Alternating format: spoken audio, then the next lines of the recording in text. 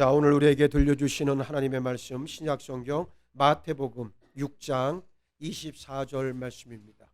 여러분 가지고 계시는 신약성경 8면에 나와 있습니다. 길지 않으니까 우리 한 목소리로 마음을 맞추어서 함께 읽겠습니다. 시작. 한 사람이 두 주인을 섬기지 못할 것이니 혹 이를 미워하고 저를 사랑하거나 혹 이를 중히 여기고 저를 경히 여김이라. 너희가 하나님과 재물을 겸하여 섬기지 못하느니라. 아멘. 할렐루야. 자, 오늘은 본문 말씀을 통해서 한 사람이 두 주인을 섬기지 못한다는 제목의 말씀으로 여러분들에게 하나님의 말씀을 증거하겠습니다. 사람이라고 하는 존재는 누구나 마음이 머무는 곳에 우리의 눈길이 가게 돼 있습니다. 그래서 내가 지금 무엇을 바라보고 있고 내가 무엇을 쳐다보고 있느냐가 결국은 그 사람의 영적 실상을 그대로 드러낸다는 말이에요. 많은 신자들, 아마도 거의 대부분은 하늘에 상급도 쌓고 이 땅에서도 잘 먹고 잘 사는 그런 믿음 생활을 원합니다. 그렇습니다. 그래서 우리가 무엇을 보느냐는 정말 중요한데 그 내가 쳐다보고 있고 내가 바라보고 있는 그 대상을 보면서 자기 영혼의 고울로 삼아야 된다, 그 말씀입니다. 그런데 많은 사람들은 그렇잖아요.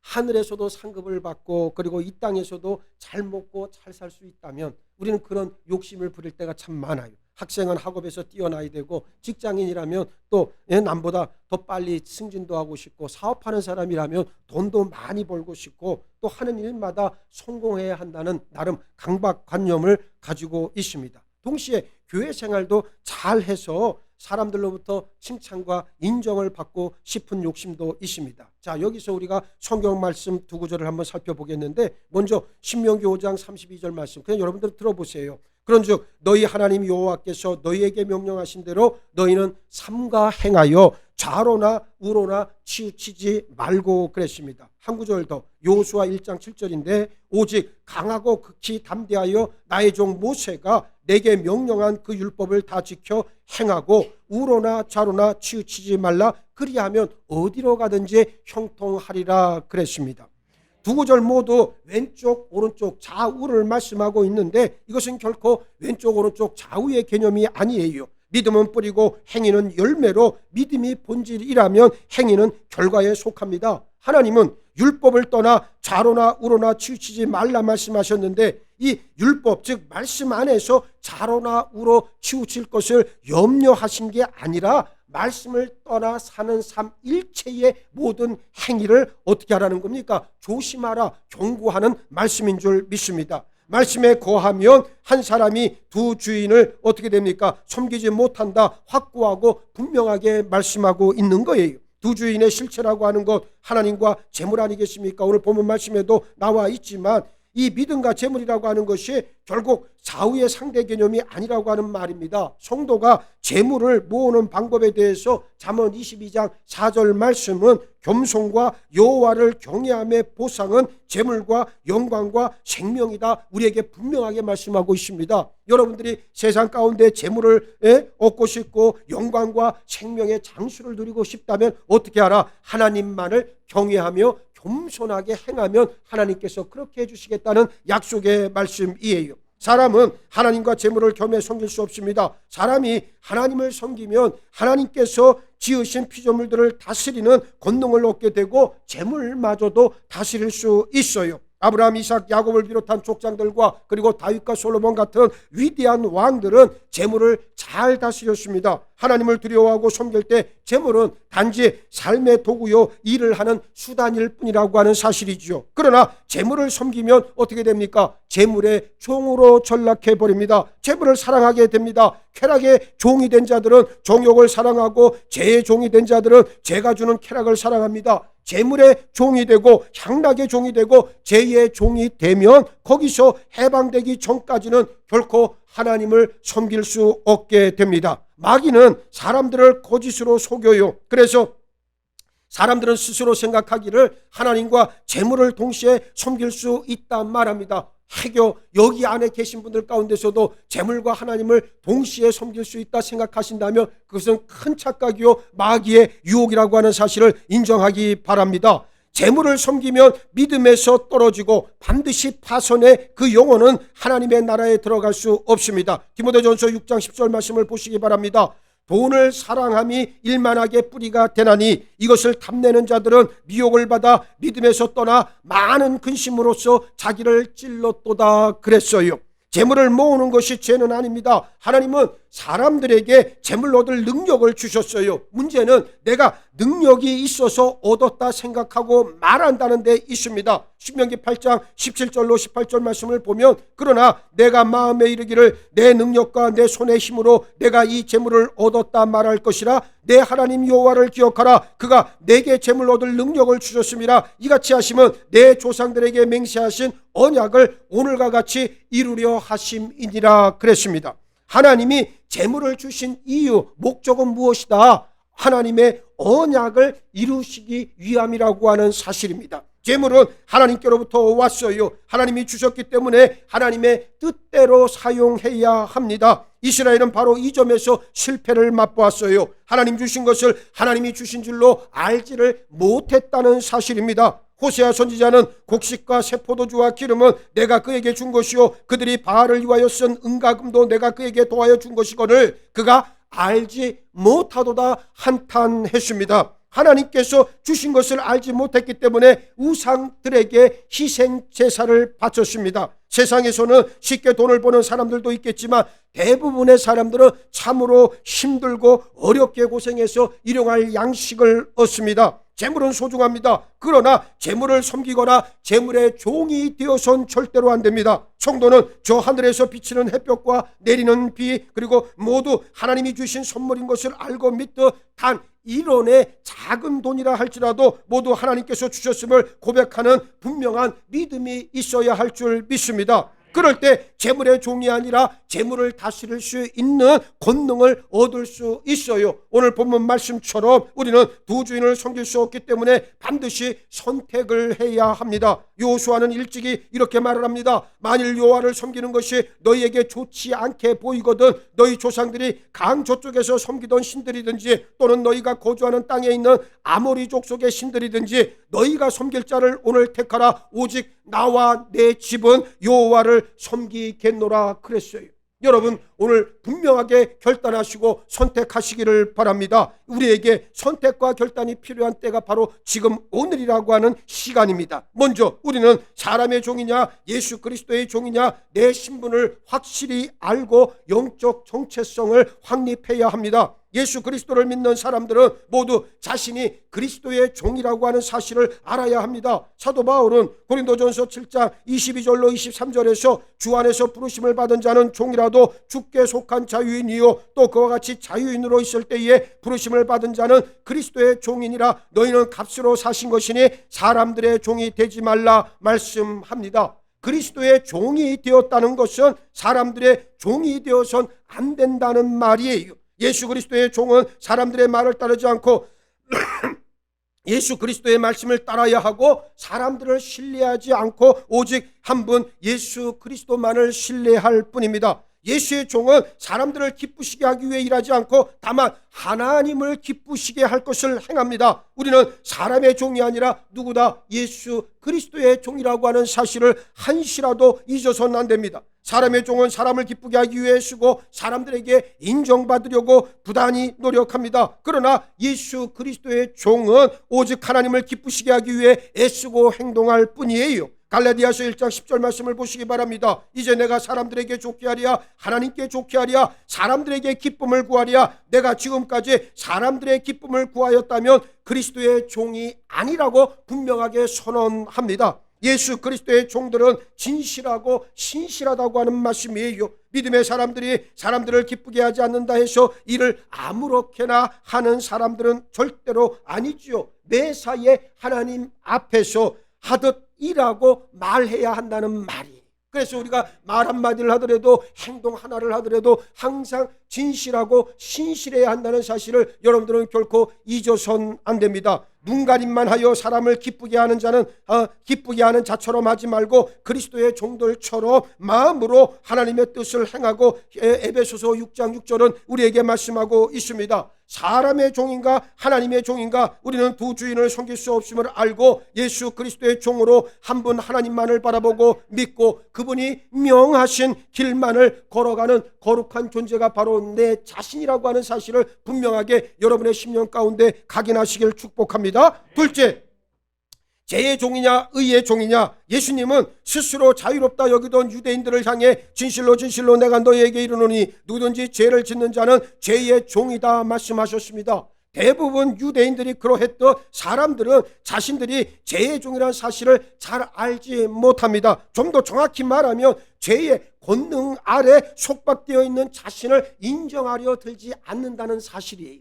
그렇지 않습니까? 내가 죄를 지어서 죄인이라고 하는 자인식이 있는 사람이 그렇게 많지 않습니다. 죄의 권능 아래 묶여서 어쩔 수 없이 죄의 종으로 하루하루 그렇게 살아감에도 불구하고 그런 자기 자신을 인정하지 않는다는 말이, 그래서 오늘 하나님의 말씀 안에서 예수의 제자로, 그리고 우리가 죄의 종이 아닌 의의 종으로 살려고 하는 자들은 어떠한 경우에서도 자신의 있는 모습을 그대로 바라볼 줄 알아야 되고 인정할 수 있는 사람이 되어야 합니다. 누가 나보고, 여러분들이 저보고 예를 들어서 목사님은 참 못생겼습니다. 아멘 할렐루야. 다 얘기할 수 있어야 돼. 이게 당연한 거예요. 왜 너는 그렇게 생겼냐, 너는 왜 그렇게 부족하냐, 너는 왜 그렇게, 화낼 일이 아니고 그를 통해 나에게 주시는 하나님의 말씀으로 믿고, 그리고 먼저 자기 자신을 들여다볼 수 있는 영적 성찰의 눈을 가지시는 여러분 모두가 되길 주의 이름으로 축복합니다. 사람이 죄를 짓는 것은 도덕 차원의 문제가 아니에요. 존재론적으로 죄의 권능 아래 매인 종이기 때문에 그렇다는 것을 인정해야 한다는 사실입니다. 죄의 종은 온몸의 지체들이 모두 불의의 병기고 죄를 섬기는 도구가 돼서 죄를 짓는데 적극적으로 협력하고 하나가 됩니다. 죄의 종은 반드시 죄의 열매를 맺습니다. 아무도 두 주인을 섬길 수 없어요. 죄의 종으로 죄를 짓고 마귀를 섬길 것인가, 의의 종으로서 예수만을 섬길 것인가, 우리는 선택해야 한다는 사실입니다. 예수 그리스도를 믿으면 우리는 의의 종이 됩니다. 신분이 바뀌고 죄에서, 죄의 권능에서, 죄의 형벌에서 해방되는 줄 믿으시기 바랍니다. 죄의 삭은 이미 다 지불되었습니다. 의의 종은 우리 몸을 의의 지체로, 의의 병기로 하나님께 드리는 자들이에요. 의의 종은 의의 열매를 맺습니다. 의의 종은 의의 사역자들입니다. 죄의 종들은 불의한 삭을 탐하지만 의의 종들은 의의 면류관을 사모한다는 사실입니다. 만약 누구라도 예수를 믿고 의의 길을 안 뒤에 종으로서의 삶을 포기하고 자기가 주인 되어 산다면 그 사람은 자유인이 아니라 다시 자원하여 죄의 종으로 돌아간 삶이 되고 말 수밖에 없습니다. 그러므로 하나님의 자녀는 의의 종으로서 오직 하나님만을 섬길 뿐이라고 하는 이 사실을 여러분의 심령 가운데 꼭 기억하시길 바랍니다. 셋째, 하나님이냐 세상이냐. 우리가 이 세상에서 살아가지만 세상에 속한 자들은 아니에요. 내가 이 세상에 속하지 아니한 같이 그들도 세상에 속하지 아니하여 싸움나이다. 우리 예수님께서 말씀하셨습니다. 세상과 하나님은 원수지간이라고 하는 사실이에요. 갈라디아서 6장 14절에 그러나 내게는 우리 주 예수 그리스도의 십자가 외에 결코 자랑할 것이 없으니 그리스도로 말미암아 세상이 나를 대하여 십자가에 못 박히고 내가 또한 세상에 대하여 그러하니라 그랬습니다. 이런 이유로 세상을 사랑하지 말라 말씀하고 있습니다. 세상과 일치하지 말고 세상에 동화되어 살지 말라는 뜻이에요. 세상을 따르는 세상 종들은 세상의 초등 원리를 따라 종노릇하며 살아갑니다. 에베소서 2장 2절을 보세요. 그때에 너희는 그 가운데에서 행하며 이 세상 풍조를 따르고 공중의 권세 잡은 자를 따랐으니 곧 지금 불순종의 아들들 가운데서 역사하는 영이라 그랬습니다. 세상 원리는 약육강식이고 먹고 사는 것이 먼저고 자기 자신이 중심이고 최고인 줄 압니다. 세상 사람들은 세상 법을 따르고 그리스도인들은 누구의 법을 따릅니까? 예수의 법을 따르는 사람들입니다. 세상 원리와 예수의 법은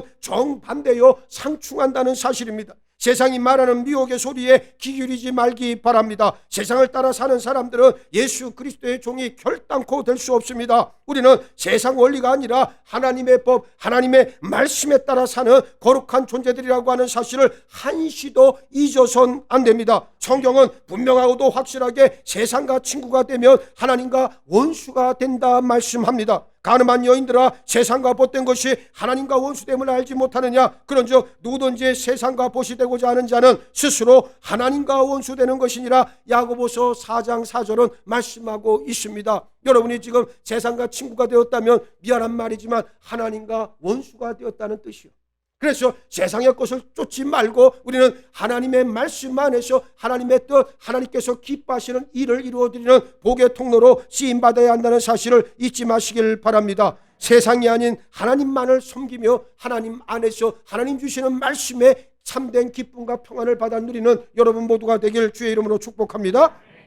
넷째, 성령이냐 육신이냐? 자, 누구라도 육신에게 지면 육체의 종이 될 수밖에 없어요. 진자는 이긴 자의 노예가 될 수밖에 없습니다. 성령을 따르는 자는 육신을 따를 수 없고 육신을 따르는 자는 절대로 성령을 따를 수 없어요. 이 둘은 서로 거스르고 대적합니다. 누구도 두 주인을 섬길 수 없듯 아무도 성령과 육신을 동시에 만족시킬 수는 없다고 하는 사실이에요. 성령을 따르면 성령의 열매를 맺지만 육신을 따르면 성령을 슬프시게 하고 성령을 거스릅니다. 갈라디아서 5장 17절 유명한 말씀, 육체의 소욕은 성령을 거스르고 성령은 육체를 거스르느니 이 둘이 서로 대적함으로 너희가 원하는 것을 하지 못하게 하려 함이라 우리에게 말씀하고 있습니다. 하나님의 자녀된 우리는 절대 자기 육체의 종욕을 만족시키기 위해 예수를 이용해선 안 된다고 하는 사실을 유념해 볼 필요가 있어요. 가히 육신의 소욕은 끝이 없으나 정작 육신에게 필요한 것은 뭐밖에 없습니까? 십자가밖에는 없다. 여러분들이 십자가에 자기 자신을 못 박지 않고 십자가에서 자아를 처리하지 않은 상태로 거룩과 순결, 하나님의 상급, 하나님의 나라를 유업으로 얻는다는 말은 말짱 거짓말입니다. 무엇보다도 이 자아를 십자가에서 반드시 처리해야만 합니다. 이 자아를 그대로 내버려 두고 하나님 앞에 나와 은혜를 입었네, 감사를 드리네, 경배를 했네. 사실 그 말은 기만에 가까운 말이란 말이에요. 오늘 우리는 분명하게 알아야 됩니다. 육신의 소욕은 끝이 없습니다. 육신의 소욕은 입을 크게 벌리고 그리고 모든 것을 다 취하려고 덤비지만 사실 그 육신을 죽이는 것은 딱 하나밖에 없이 십자가밖에 없다. 예수의 십자가 앞에 그래서 나오라는 얘기입니다. 육신을 굴복시키라는 말이.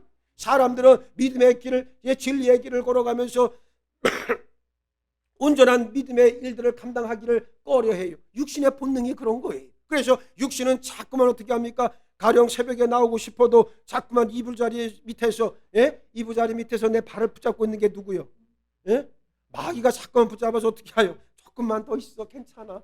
한 1분만, 5분만, 3분만 조금만 더 있어 괜찮아. 끊임없이 유혹하죠. 거기에 넘어갑니다.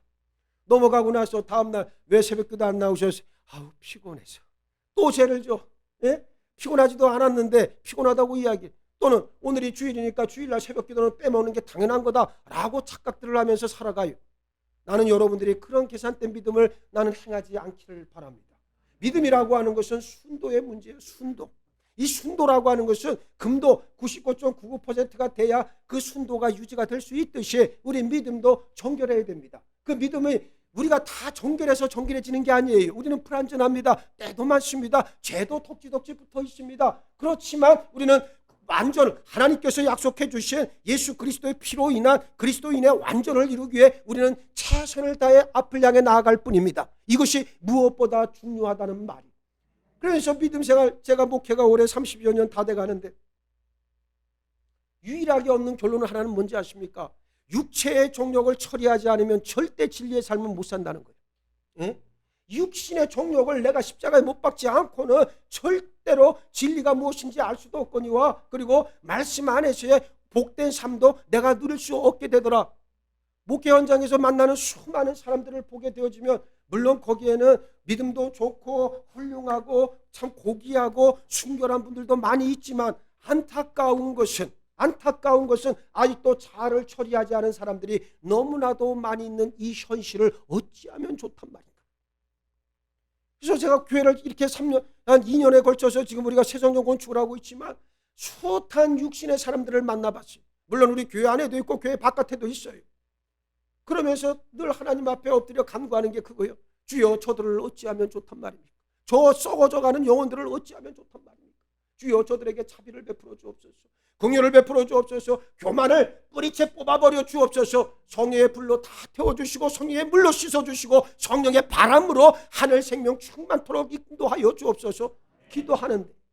기도하는데도 안 될 때는 너무너무 가슴이 아프고 억장이 무너지고 그의 영혼의 끝이 보이니까, 그 영혼의 끝이 보이니까 이로 답답하면 이로 말할 수가 없다. 나는 오늘 여러분들이 하나님의 기쁨 되기 위하여 육신의 정욕을 가감하게 십자가에 못 박는 여러분 모두가 되기를 바랍니다. 우리 교회가 새로 성전이 지어지면 이제 9층에 먼저 들어가서 예배를 드리게 될 텐데 9층도 지금 예배 이 자리가 100석이에요. 100석.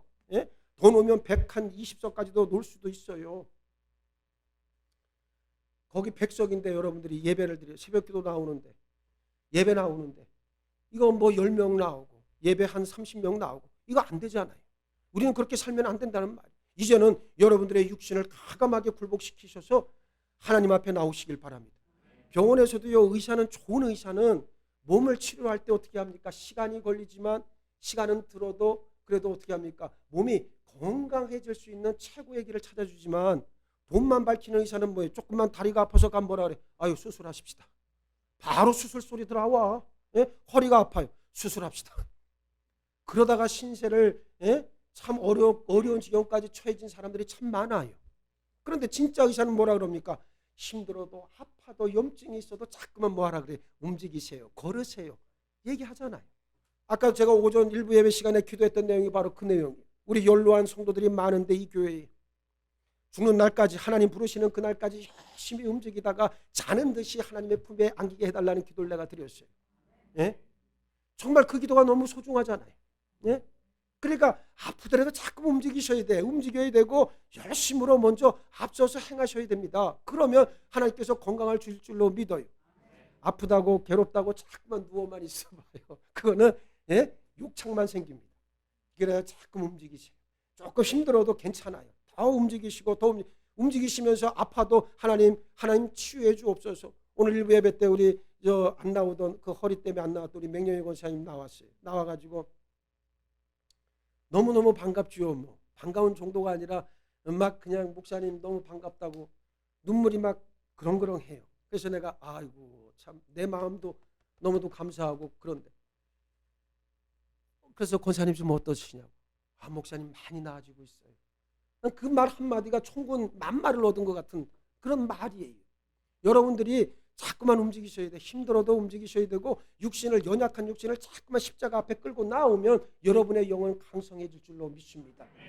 핑계대다가 세상 핑계대고 육신 핑계대다가 그렇게 후회하면서 하나님 앞에 가봐야 그거는 별 의미가 없어요.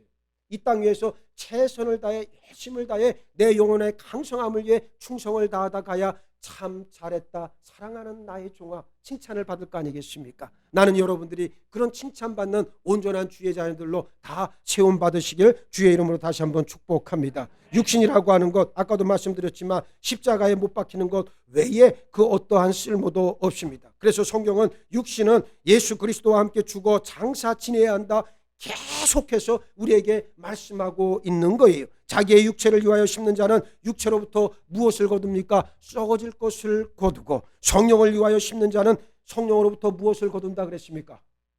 예? 영원한 생명, 영생을 거둔다 말씀하지 않습니까? 나는 여러분들이 영생을 걷는 여러분들 모두가 되기를 바랍니다. 다섯째, 하나님이냐 내 자신이냐. 하나님의 종은 하나님의 나라와 그 의를 구하는 존재들이에요. 자기 배를 섬기는 자들은 자기 유익과 자기 영광만을 구합니다. 진정으로 하나님을 섬기는 자들은 자신을 십자가에 못 박아 죽인 존재들이고 자아를 섬기는 자들은 십자가의 원수들입니다. 우리는 절대로 십자가와 원수가 되어서는 안 됩니다. 십자가 앞으로 나와 십자가 안에서 살아가는 그러한 존재들이 되어야 됩니다. 빌립보서 3장 19절 말씀에 그들의 마침은 멸망이요 그들의 신은 배요 그 영광은 그들의 부끄러움에 있고 땅의 일을 생각하는 자라 그랬습니다. 자아는 사실은 마귀보다 더 무섭고 세상보다 더 무서운 존재가 바로 자아라고 하는 말이에요. 이 자아를 처리하지 않으면 예수를 절대로 섬길 수 없습니다. 믿음의 여정에서 항상 문제의 근원은 십자가에서 처리되지 않은 자아가 문제의 핵심이었다는 말이에요. 오늘날 신자들이 교회 안에 많이 들어와 있지만 그러나 그 신자들의 면면을 한번 살펴보면 아직도 십자가에서 자아를 처리하지 않은 자들이 너무나도 많이 있어요. 이것이 교회가 안고 있는 영적 질병의 대표적 증상이라고 저는 생각을 합니다. 자아를 반드시 처리하시길 바랍니다. 예수님은 물론 내게 오는 자가 자기 부모와 처자와 형제와 자매와 더욱이 자기 목숨까지 미워하지 아니하면 능히 내 제자가 되지 못하고 누구든지 자기 십자가를 지고 나를 따르지 않는 자도 능히 내 제자가 되지 못하리라 분명히 말씀하셨습니다. 우리 주님의 음성이에요. 가족, 자식 다 소중합니다. 그러나 우리의 삶이라고 하는 것이 진리의 삶에 고정되어지고 그리고 예수의 길을 따라가기로 작정한 그 순간부터는 가족, 자식, 친척 그것보다 더 중요하게 여겨야 될 것이 바로 예수 그리스도의 말씀인 줄 믿으시기 바랍니다. 아직도 많은 사람들은 자아를 죽이지도 않은 채 예수님을 따른다 스스로 여기는데 실상 자기 기만이요 예수 그리스도를 이용할 뿐이라고 하는 사실입니다. 하나님의 능력과 지혜를 얻기 위해 나름 애쓰고 조그마한 종교적 만족이라도 느끼면 그것으로 자신의 영광을 드러냅니다. 하나님은 결단코 속지 않으세요. 사람은 속을 수 있으나 하나님께서는 속지 않으십니다. 하나님은 우리 몸을, 우리 삶을 거룩한 산 제물로 내어놓으라 말씀하고 계십니다. 하나님께 드리는 제물은 언제나 흠이 없고 깨끗한 것이어야만 합니다. 우리 몸과 삶을 하나님께로 드리기로 결단했다면 그때부터 거룩을 유지해야 하나님께서 기뻐 받으십니다. 거룩해지기 위해선 자아를 부인하고 이기적인 욕심을 뽑아버리고 세상의 욕망에 대해 거절할 수 있는 담대함이 있어야 합니다. 세상 그 누구도 재물이 되길 원하지를 않아요. 재물은 언제든 제단에서 빠져나오고 싶어합니다. 누가 재물이 되길 원해서 그 재물의 자리까지 나아가겠습니까? 재물의 속성상 재물은 그곳에서 뛰쳐나오기를 원합니다. 그래서 사도 바울은 고백하기를 날마다 내 몸을 쳐서 복종하는 치열한 노력을 하였다 고백하고 있는 거예요. 여러분 죽기까지 내 몸을 쳐서 복종하신 적이 있습니까? 이제는 그렇게 한번 해보시기 바랍니다.